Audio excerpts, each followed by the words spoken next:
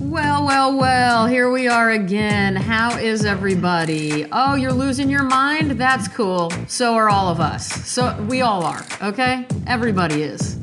It's a collective experience, and it's horrible. Are you paying attention to self-care, or are you just like, you know what? Fuck it. I'm not gonna shower.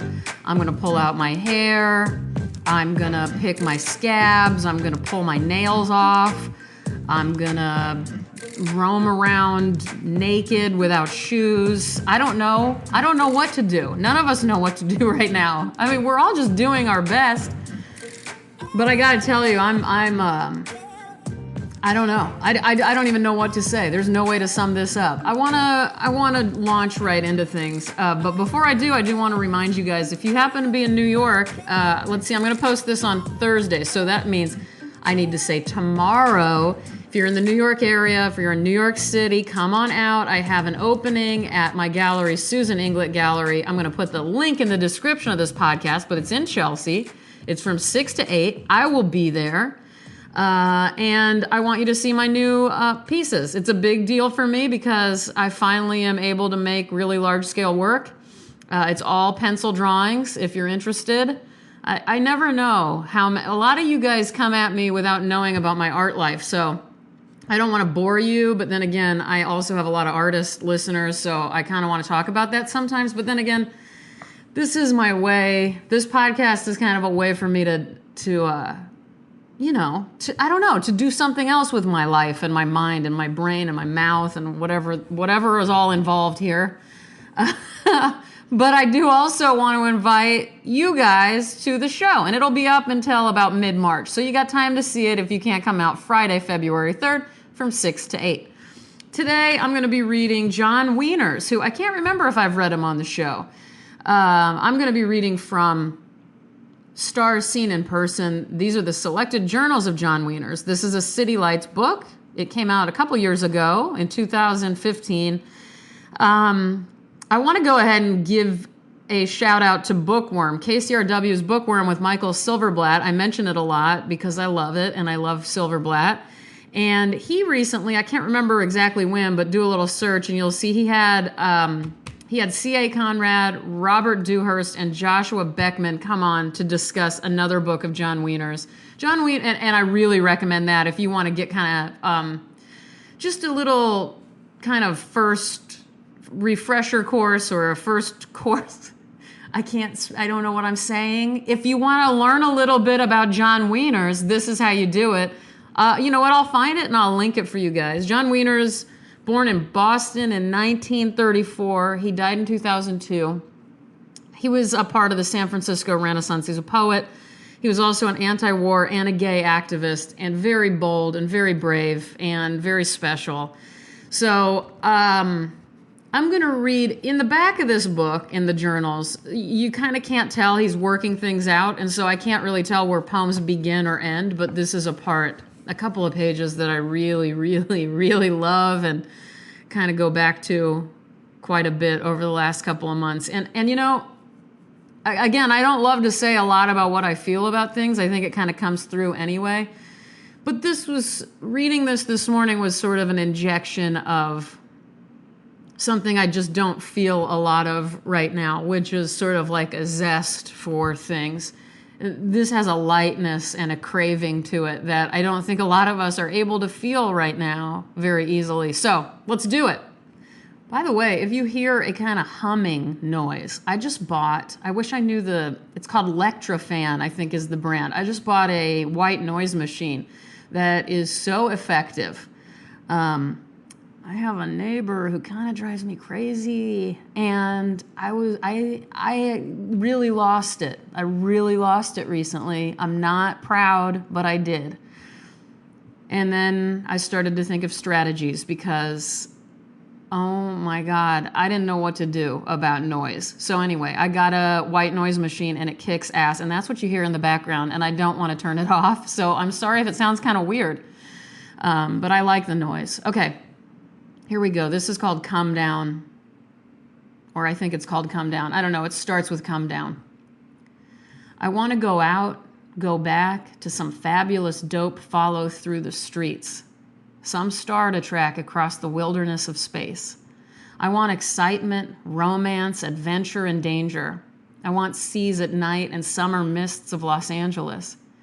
Pines of Black Mountain, new moons, new songs, new girls, nightclubs, opening doors, sharp clothes glittering in neon lights, concrete stained with rain. Newspapers gathering wind on Main Street, broad thoroughfare, parks stained with autumn, ponds, marble sculptures in Rome, airplanes, terminals, bus stations. Anywhere the light is on all night, I want to go. Be out there with the jazz, jostling through crowds, on the way to concerts, ballet, opening nights, subway rides, box seats, orchestra rows, Madison Square Garden, Central Park in August, boat rides, tickets torn in two, lovers' mouths against mine. I want late night parties, Garbo against windows, terraces opening out on gardens, fountains, Christmas, midnight movies, restaurants, models, ankle straps, costumes, Klieg lights. I want paintings and painters, good food, rare wines, oceans at my disposal, Joanne Kiger, poets reading to small audiences. I want books finely printed and bookstores open at twilight in New York, or Big Sur fireplaces, soprano voices and bare rugs over bare flesh, stone houses, lonely rides, Mary Ann in the moon, old friends, and the death that is not hard in dying. But this life that is devoid of the eternal, I want more of. Speed, music, excitement.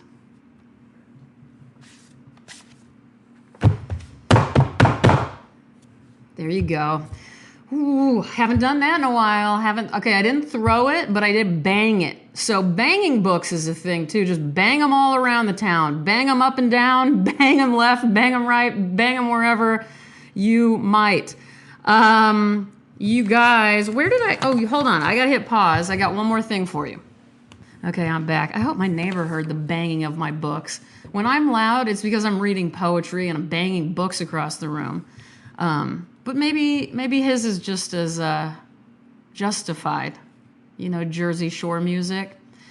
I don't know what it is. It's like I don't. You know what? Forget it.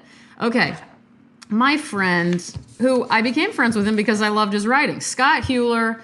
I'll put a link to his Twitter in the description of the podcast. He just tweeted something that I want to read to us all as my closing statement.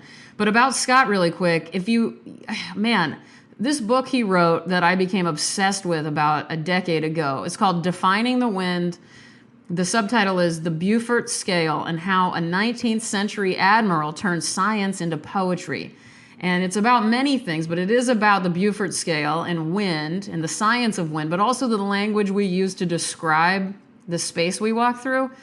I really love it. Scott is really an incredible writer and thinker. So he just tweeted this, and I'm going to end with this. I want to thank all you guys for listening, and if any of you can make it out tomorrow, I'm going to be so happy. I'm here for you, and I'm thinking about you guys, and I love you, and I'm going to let Thomas Paine take us out. Again, thank you, Scott, for showing this to me. This is the beginning of the American crisis. The crisis 1. These are the times that try men's souls. The summer soldier and the sunshine patriot will, in this crisis, shrink from the service of their country. But he that stands it now deserves the love and thanks of man and woman. Tyranny, like hell, is not easily conquered. Yet we have this consolation with us, that the harder the conflict,